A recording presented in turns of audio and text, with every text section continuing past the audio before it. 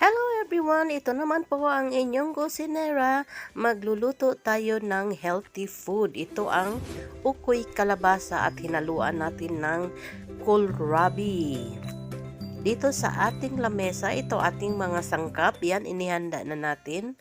Andyan ang kompletong ingrediente.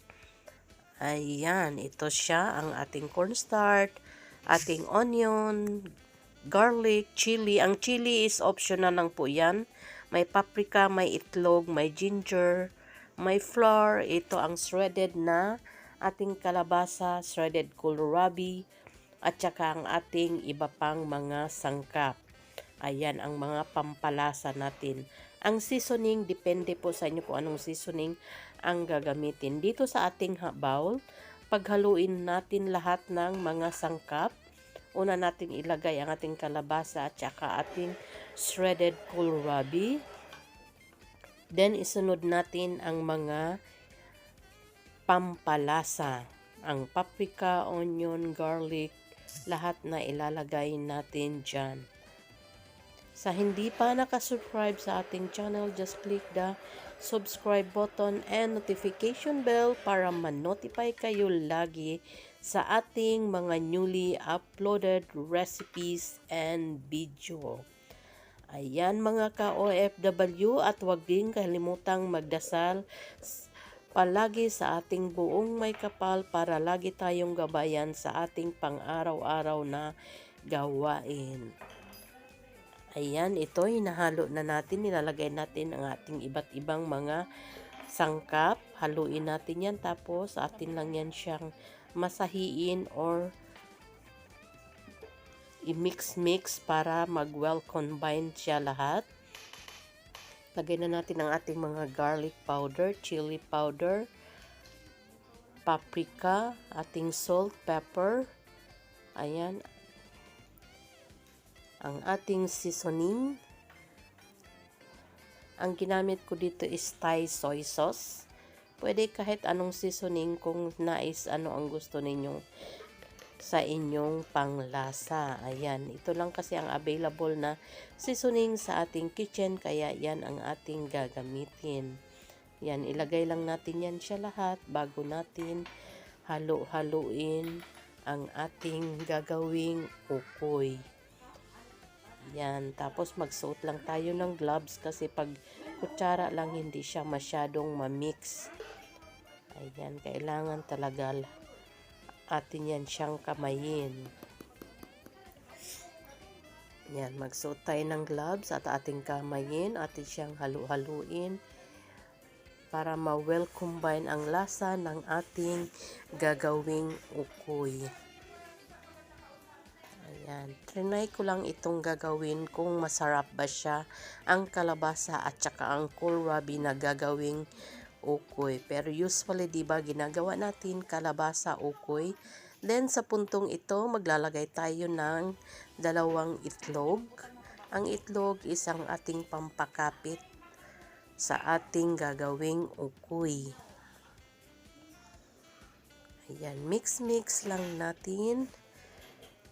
Ayan, sa hindi pa nakasubscribe sa ating channel, just click the subscribe button and notification bell para ma-notify kayo lagi sa mga ganitong video na ating ina-upload. Masasarap, healthy ito dahil purong gulay. Ayan. Ayan, ganunin lang natin. Pagkatapos natin yan siyang anuhin, mag-preheat tayo ng mantika. Katamtaman lang ang mantika dahil hindi naman ito deep fry. Kailangan kasi katamtaman para mag-crispy siya.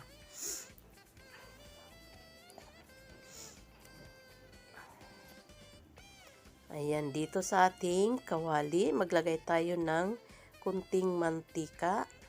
Then, atin siyang initin lang kunti bago ilagay ang ating ukoy mixture para hindi siya didikit. Ayan, dahan-dahan natin yan siyang ilagay. Tapos medyo i-flatten lang natin siya. Depende gaano kalaki ang gusto nyo. Kami kasi, kami lang ang kakain nito. Kaya kahit ano kalaki, go lang kami.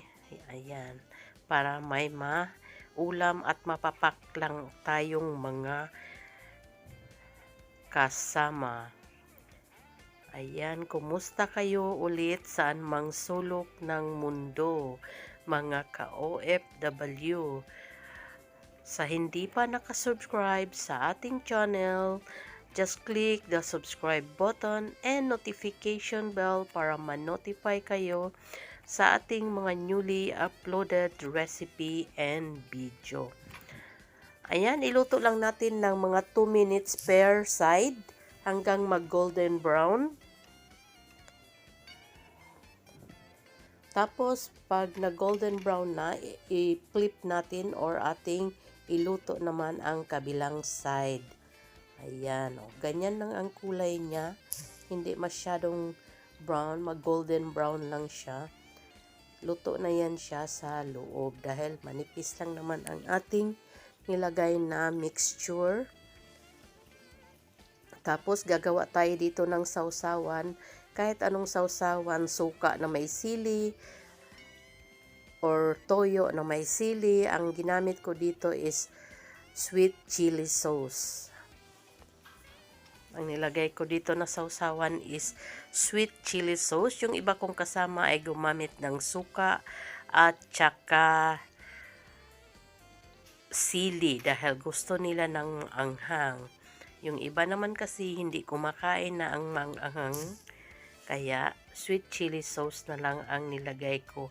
After each side na naluto, atin na siyang hanguin at ilagay natin sa ating parchment paper para matanggal yung kanang excess oil at maglagay naman tayo ulit ng mixture. Same procedure lang, maglagay tayo ng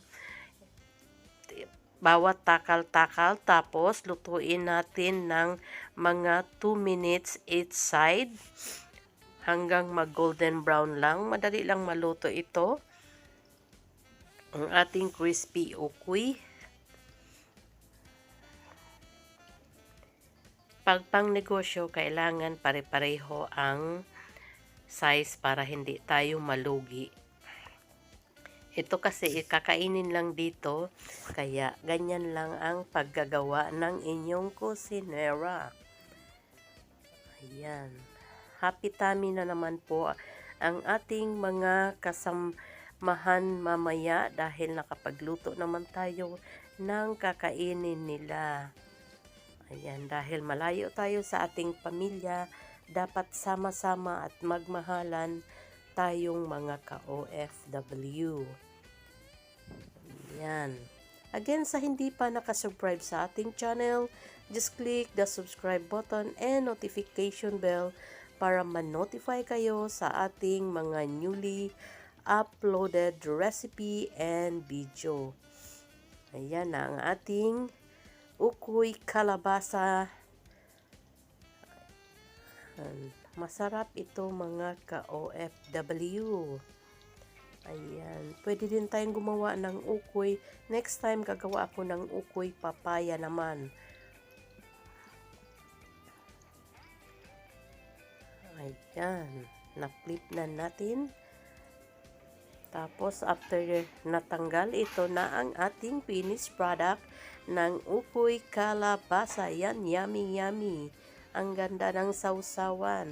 Sana'y nagustuhan nyo ang ating recipe for today. Maraming salamat. Thanks for watching. Bon appetit. Till my next video. Bye-bye.